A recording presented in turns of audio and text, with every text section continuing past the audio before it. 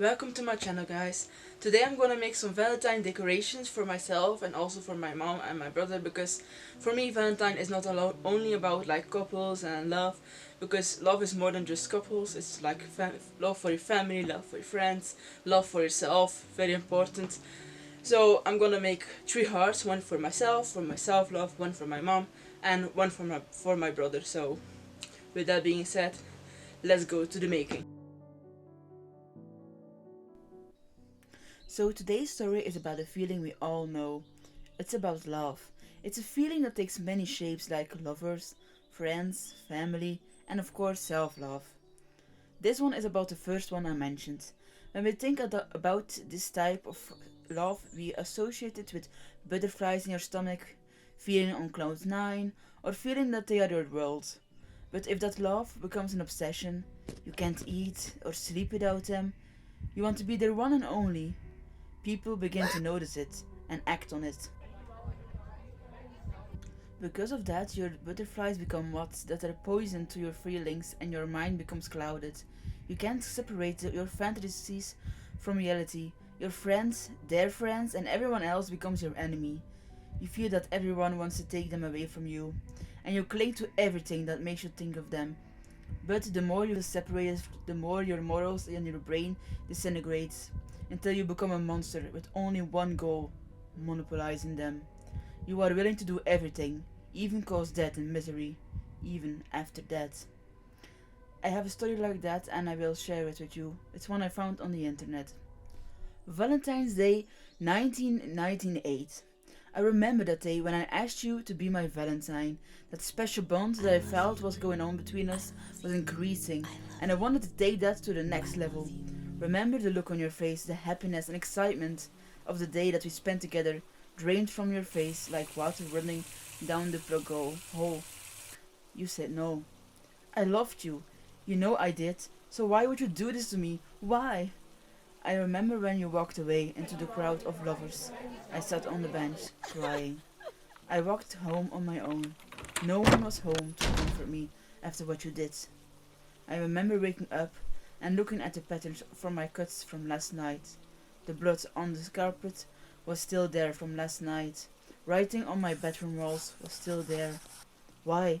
The writing said, all written in blood. I remember 2 weeks later when I saw you on the street with another man, much younger and better looking than me. My pain grew and grew. Everything we had done together had just been thrown away by you, and you only. Every time we played around, you told me you loved me, and me only. I remembered when I walked down that alley, a gang of thugs mugged me and killed me. I died thinking of you, and you only, as a knife plucked into my chest, ending my life with pain in my heart.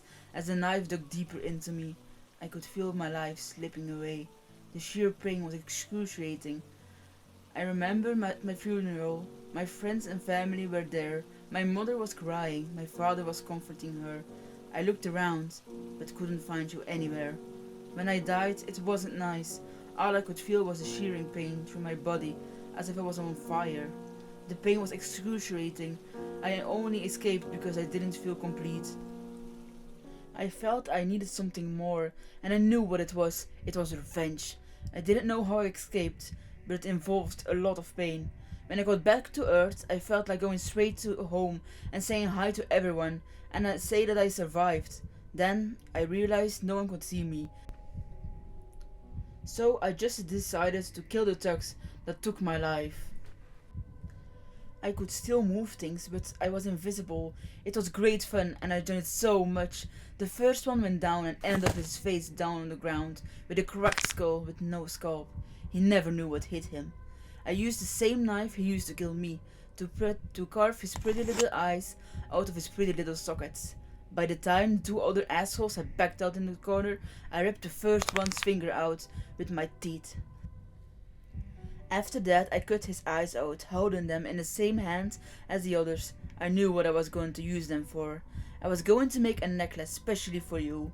With the second shuddering in pain on the floor and the third one in tears, I felt a rush and became even more violent. I cracked his jaw with the first uppercut and dislodged his head from his body. With the second, as with the others, I cut out his eyes with the same knife and kept them as for later use. I felt better after this, but still not complete. So I set off to your house, whistling to myself along the way. You were surprised to see me. You cried and I told you not to. You wouldn't stop, so I tied you up. I got angry, shouted, I cut. I put the necklace I made for you on your neck. But you screamed just louder and louder. I plunged the murder weapon that was used on me into your eyes. And from then on, we were tied together in a permanent bond. No one could separate us. I was happy now. I could finally rest.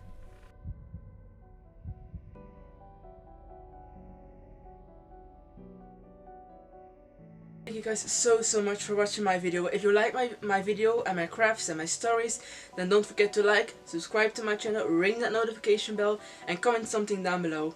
With that being said guys, bye bye!